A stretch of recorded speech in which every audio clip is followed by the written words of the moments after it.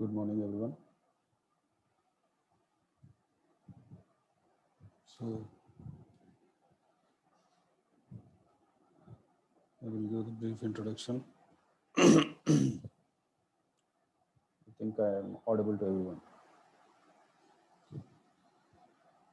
So, in the last class, we discussed something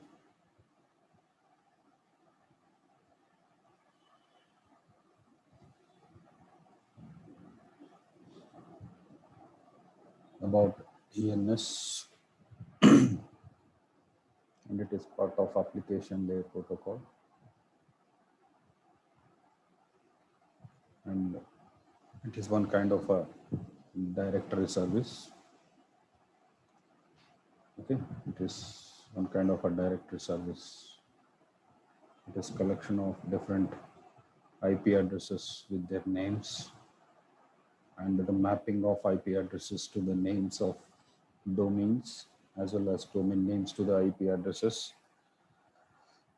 will be mapped under DNS. Okay.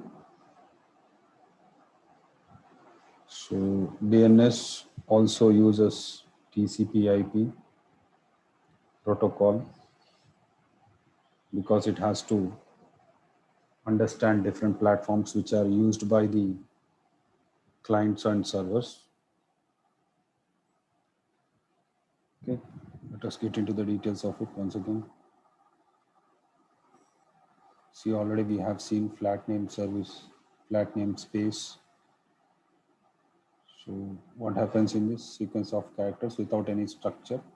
In hierarchical, there will be a structure. There will be something, the root will be there. Based on the root, there will be subtrees will be there, and so on like this.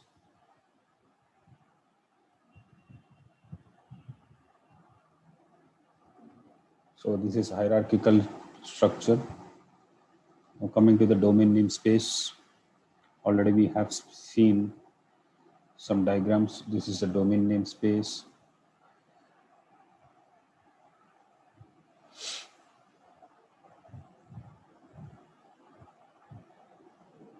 So if it is a root, these are all high level domains and they have subdomains also. Okay, let us see. So what is a label? Each node in the tree has a label which is a string with maximum 63 characters, and the root label is null string, as I told you in the previous class. And also each node in the tree has a domain name. The full domain name is a sequence of labels separated by dots. So this is what I am discussing. So if it is a root, so this is a label for this node. Okay, this is the label for this node is edu. So the domain name for this label can be edu dot. Okay, just now we have seen that one. Similarly, if the label name is fhda, okay, it is passing the edu. So what happens? Dot edu dot. Okay, like this. This is the labels with the domain names. There are domain names which are fully qualified and partially qualified. Oh, no, there is a power cut. What is this?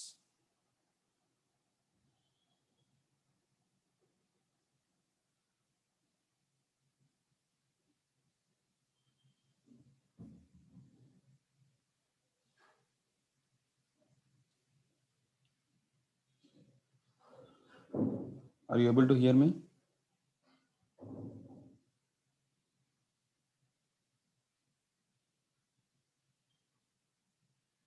Yes, sir. Okay. Okay. Because there is a power cut here. I'm not able to. Okay.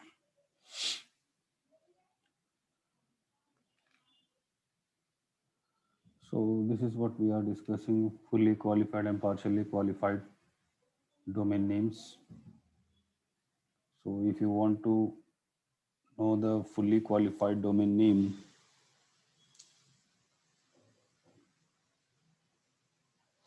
So you have to write complete name address here, or else if you want to know only the partial name of a domain, simply you write as challenger. Next comes, this is how a fully qualified and partially qualified domain names can be pronounced. Here this is how the partially qualified names can be given, and these are the fully qualified names. So what is a domain? A domain is a subtree of domain namespace. The name of the domain is the domain name of the node at the top of the subtree. Below, this is what the diagram shows. This is a root. So these are the two subtrees. A domain name is a subtree. This is a subtree and this is one subtree. There are two subtrees. So first subtree is dot, that is com. Second subtree is edu. Okay.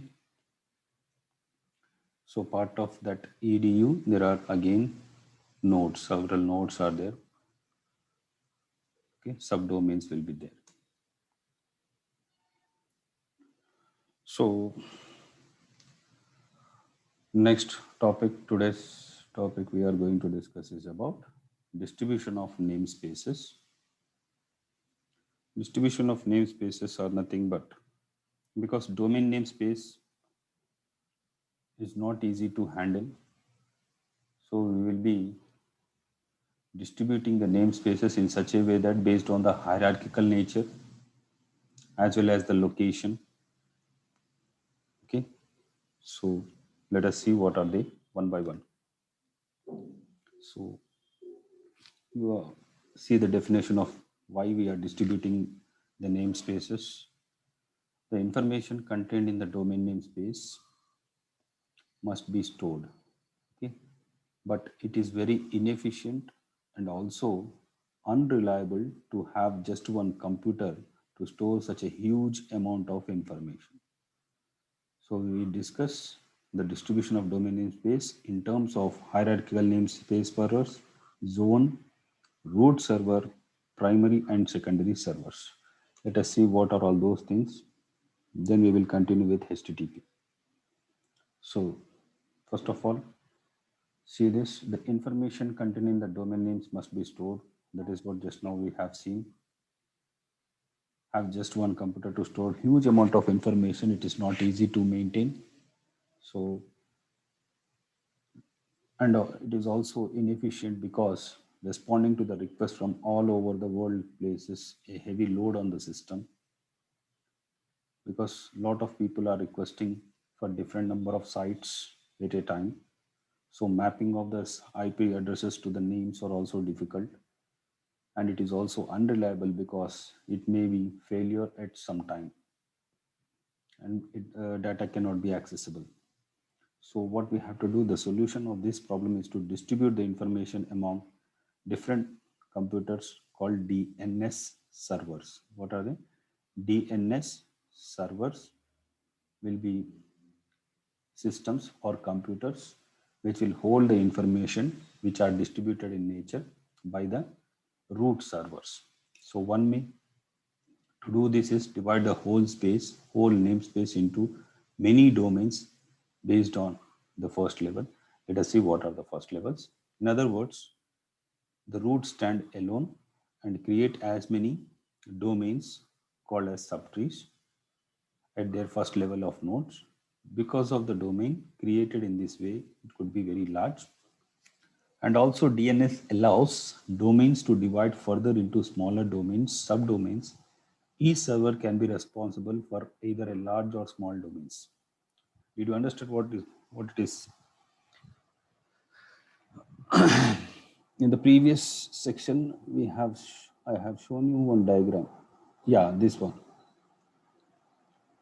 So if it is a root, okay, so this is a first level of domains.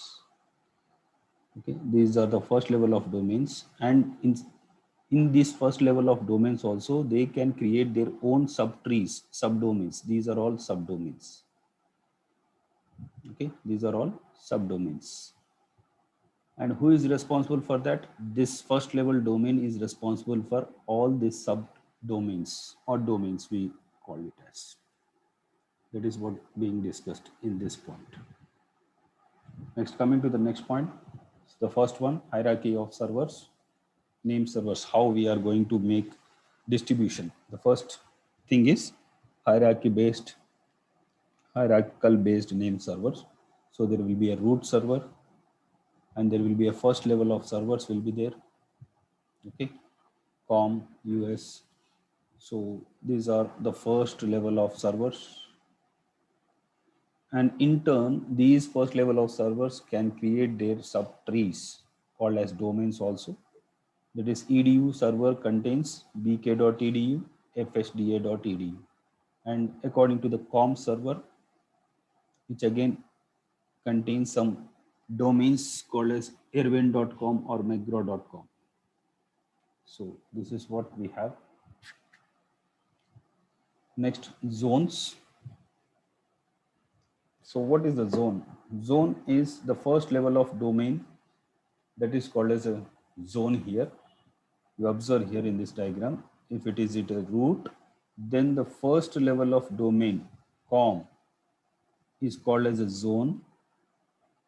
So it is responsible for the other sub-related domains. So this one will be, this name of this node will be related to zone. Okay, zone also. So that is what it is mentioned here. Zone and domain name, both are possible in this. Okay, if it is a domain, com is a zone it which is controlling over these domain names. Next comes primary and secondary servers. So just now we have seen four distribution policies. First one is hierarchical based. Second one is zone. Root server is there. Now coming to the last one, that is primary and secondary servers. So what are these primary and secondary servers? So what does this primary server deals with? It stores, it is a server, okay? It stores a file about the zone or which it is an authority. Okay, try to understand here. Primary server will be storing information about the zone in the file. Okay, and it is responsible for creating, maintaining, and updating the zone file. Okay, primary server responsibility is to load the information. Okay, to load the information from the file regarding zone. And what is the responsibility of the secondary server? Secondary server responsibility is to transfer the information, transfer the complete information of about a particular zone from another server. Another server here it is primary server.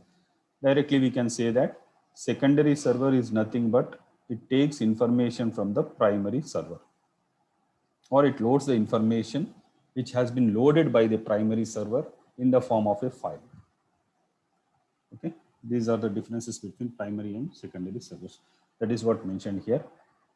Primary server loads all information from the disk file which contains details about zone domains, and the secondary server loads all information from the primary server. Try to understand. Next, when the secondary downloads information from the primary, it is called zone transfer. What is that? If secondary server, okay, if let us say that this is primary server and this is secondary server.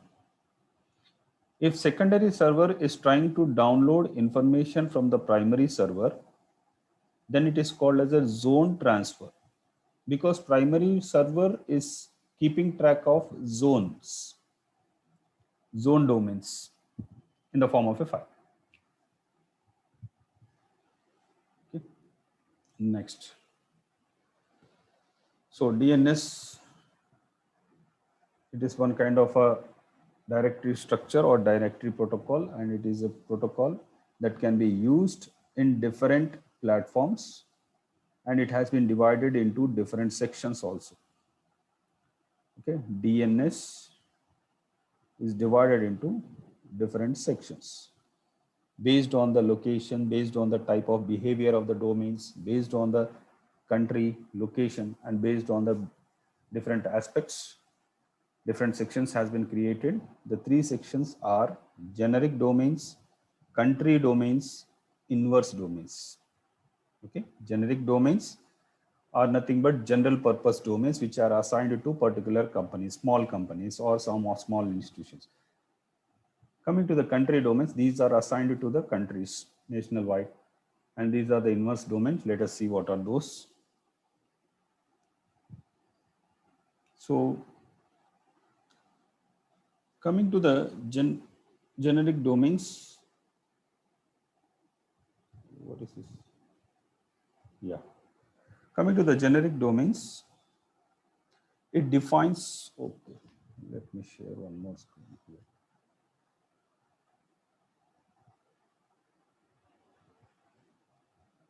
Okay.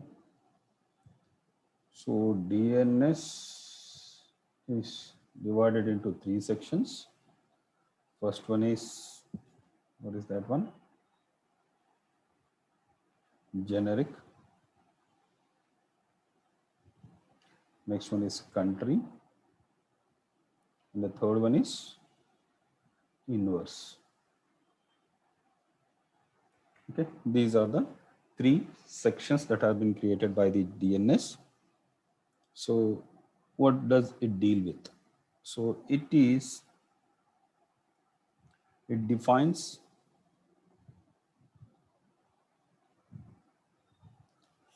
it defines the hosts. Hosts are nothing but PCs based on their general behaviors.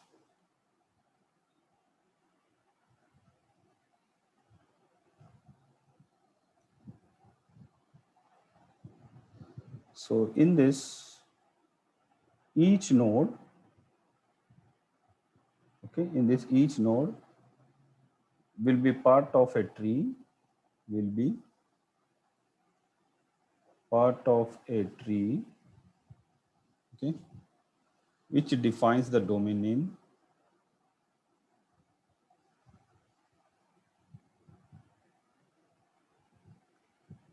which defines the domain name. And it is treated as index of DNS. And one more important point regarding generic is it uses 3 character labels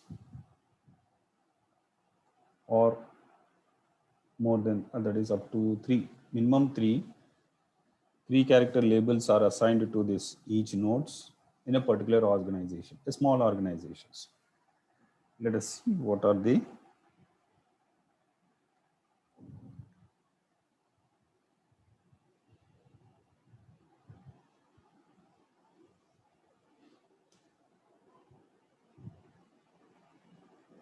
So coming to the generic domains, so these are some of the labels which are assigned here. Aero stands for airline and aerospace companies, business firms. These are general purpose, what the objects can be doing with that one. The commercial, com for commercial, COP for cooperative business organizations, EDU for educational, GOV for government institutions, Info for information services providers, international organization, INT, military groups, MIL, museum for museum and non-profit organizations, name for personal names, individual names, net for network support and centers, ORG for non-profit organizations, PRO for professional individual organizations. So these are different types of general purpose domain names which have been assigned. This is the first section. That is what have been used here. Generic purpose domains. Now coming to the country domains. So based on the countries, different countries, and they will use different types of generic domains. So which is similar to generic also, but here it uses two characters to represent their domains. So you observe here, I think AE, F for France, US, America, ZW Zambia, or whatever it may be. Okay, IN for India. So country domains are using two characters. Next, coming to the inverse domains. It is used for, okay, inverse domains are used for mapping an address to a name. For example, when server has received a request from a client to do a task, although the server has a file that contains the list of authorized clients, only the IP addresses of the clients is listed. So what do you understood from this? Request from the client, another server contains the files of only authorized clients. To determine whether the client is authorized list or not, it sends a query to the DNS server and asks for mapping to an address. What is this inverse domain? Inverse domain is nothing but just to simply mapping an address to the name by checking the client's authorizations, by checking the list of IP addresses which are authorized to access a particular request. Okay, now that is what being but that has been mentioned in this point. Although the server has a file that contains a list of authorized IP clients, okay, which are listed in this. So server will have some authorized IP addresses, those who can access a particular service. The server asks its resolver to send a query to the DNS server to map an address to the name to determine the client is on the authorized list or not. That is what happening here. Inverse domain, in inverse domain, it is checking the authorization of the client with the help of the DNS server. And this type of a query is called as inverse or pointer query. What is that? Checking of the client's authorization is nothing but inverse query or pointer query. To handle pointer query, inverse domain is added to the domain namespace with the first level node called ARPA.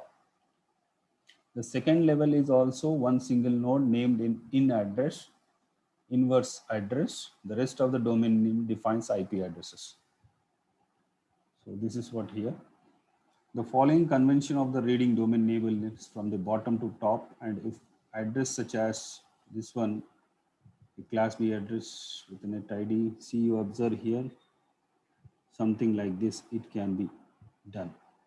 121.45, then this one, then coming to this one. So inverse domain is nothing but checking about the clients, whether this IP address is valid or not, is the list or not. So this is the in address. It is checking the inverse address. It is sending a query to it, ARPANET. Then it will be authorized. Okay.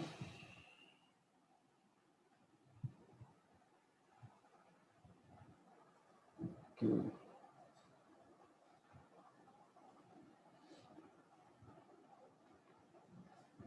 So this is about DNS.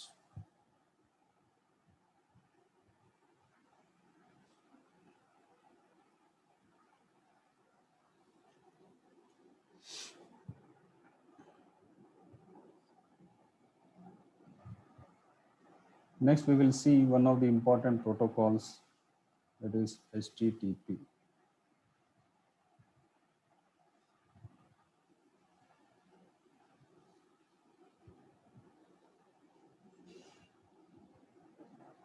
So most of you know that what it is. It is nothing but hypertext transfer protocol, and majorly it will be used to access internet, www, world wide web. Let me show you, yeah, this one.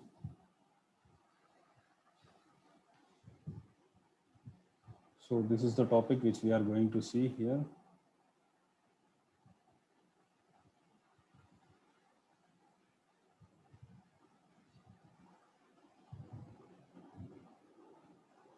www http. So before we get into actual HTTP, first we will try to understand what is www and how HTTP will be involved in accessing so many things. First of all, if you want to access any resource over internet, we are following one kind of a model called as client server model. Okay, client server model.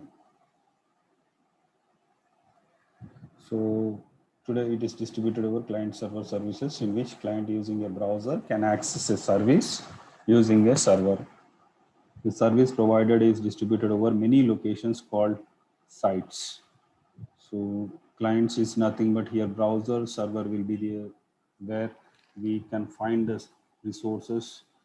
So how we are going to communicate with them, let us see.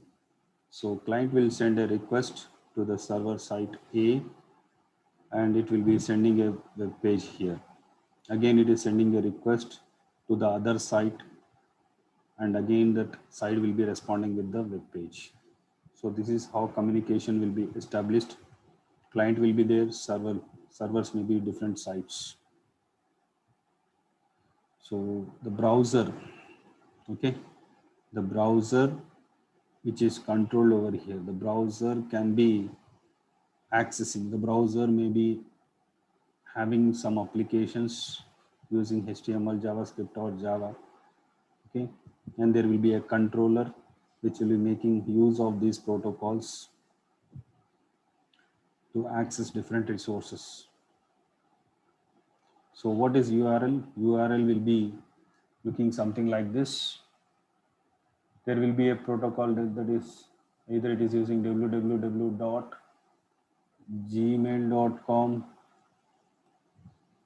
or instead of that http:/host name. Host name can be 1020. Let us assume that this is a port number 80. Then path is a URL address. URL is nothing but uniform resource locator.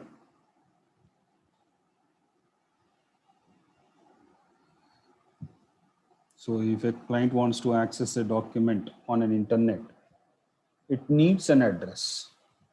And to facilitate the access of the documents, HTTP will be using URL as a concept. Okay.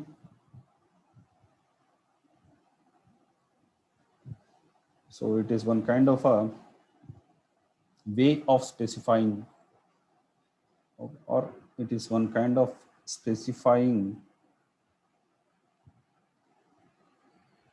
data representation. So here where we can find the particular data here. Okay, and the URL contains 4 parts. First one is protocol, second one is host, port, and path. So coming to the first one, protocol, it uses one kind of a protocol to retrieve the document which is requested by the client using, for example, it uses HTTP as the protocol. Next, coming to the host part, it is a computer where the information is stored, and the computer is given an alias name. Alias name is alternate name which is given here. The web pages are mainly stored in the computers, and the computers are given alternate names, begins with characters like www or something like this. http.localhost. The field is not mandatory. Okay, it is not compulsory. Next, coming to the port number. A port number is nothing but the server's location, actual source, process location. It is an optional field that has been included here. Then it comes between the host and the path. Okay, it is an optional thing here. It is not mandatory, and this is also not mandatory. Just you have to type www.google.com. So what is happening? This is a path name.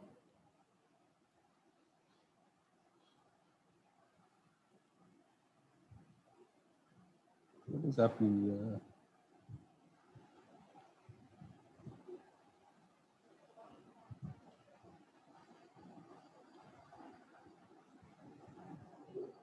One second.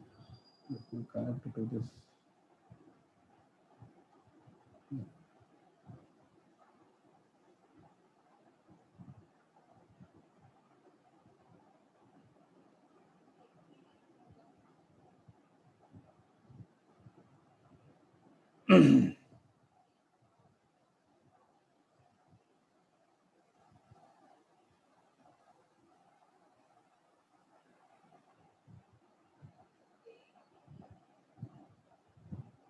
Are you able to hear me? Yes, sir. Yes, sir. Okay, okay. So the port number is an optional one here. The port number cannot be written Sir, here. sir, It is. Tell me. sir, we are unable to see the PPT. There is some kind of a problem here. Now Okay, sir. there is some problem. Yeah. Why it is pausing?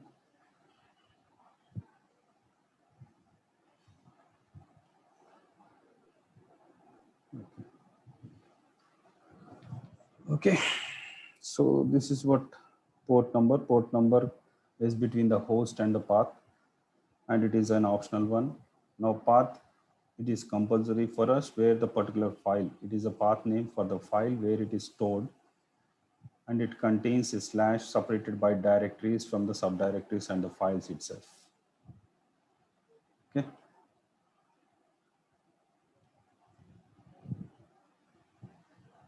What is happening here? It is not moving forward. Yeah. So using internet, we can browse so many documents. The documents may be different documents. The documents which are viewed on internet are called as web documents. They are static, dynamic, or active documents. So static, it is nothing but simply requesting and getting response. It does not interact with them. So dynamic is nothing but we will be sending a request to a particular program. It will be generating some dynamic content. Okay. There will be some kind of a scripts will be used by the server. Server will maintain server CGI scripts. Common gateway interface scripts will be there. These are application programs or web design programs designed to access or designed to send dynamic contents to the clients. Okay. They are server side scripts and they are called as dynamic documents also. So dynamic documents are sometimes referred to as server side dynamic documents. So what are active documents? Active documents are nothing but we have seen applets here. So if you request for a particular resource which contains an active content, that is, it is trying to run an application on the client side. Okay, it is sending just an application program. Okay, it's sending some kind of a code to the client side, and this that will be run on the client side. Okay. Active documents are sometimes referred to as client-side dynamic documents. So because they have been run on the client systems based on the browsers. So coming to the HTTP, just now we have seen it is a protocol mainly used to access the data on World Wide Web. It has some combinations. Okay, it has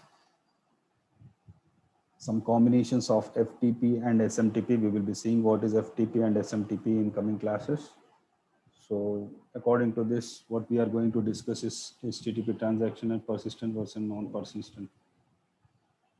One thing, HTTP, in the previous classes also I gave important port numbers where a particular protocol being accessed.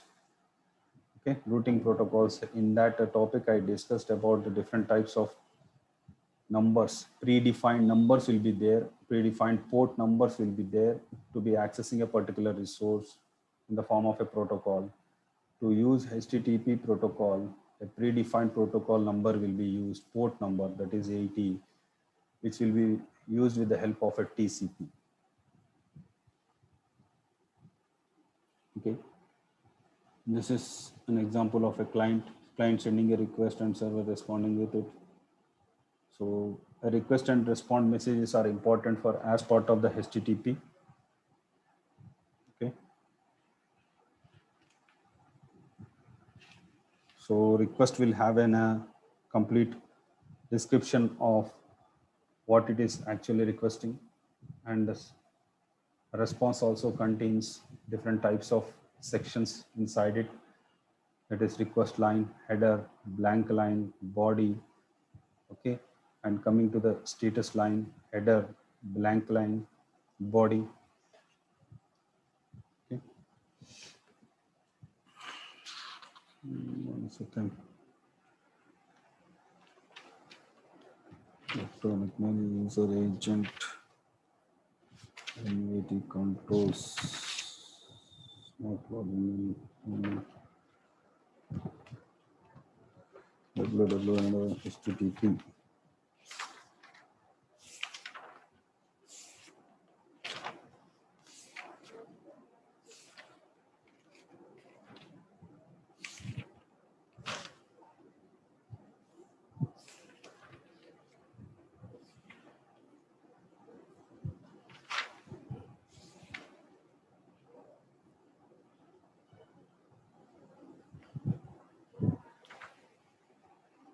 Yeah. 851.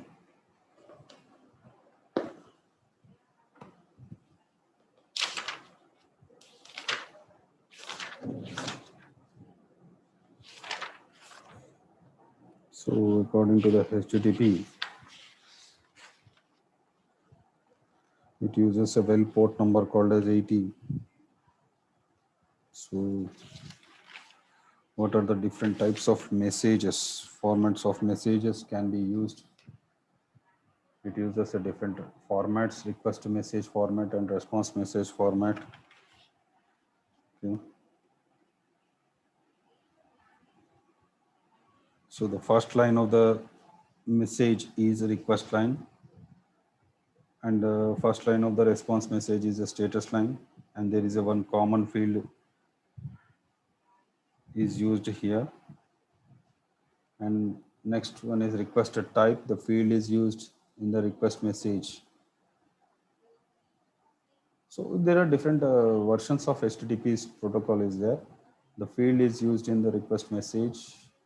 Is request type also. The request type may be get, post, head, trace, trans. Okay, we will be discussing these things in the upcoming classes because it is time left. We have a shortage of time. So I will discuss in detail about request message format and response message format in detail. Okay. After that, we will be completing the 5th unit in the next class itself. Okay. Until then, thank you.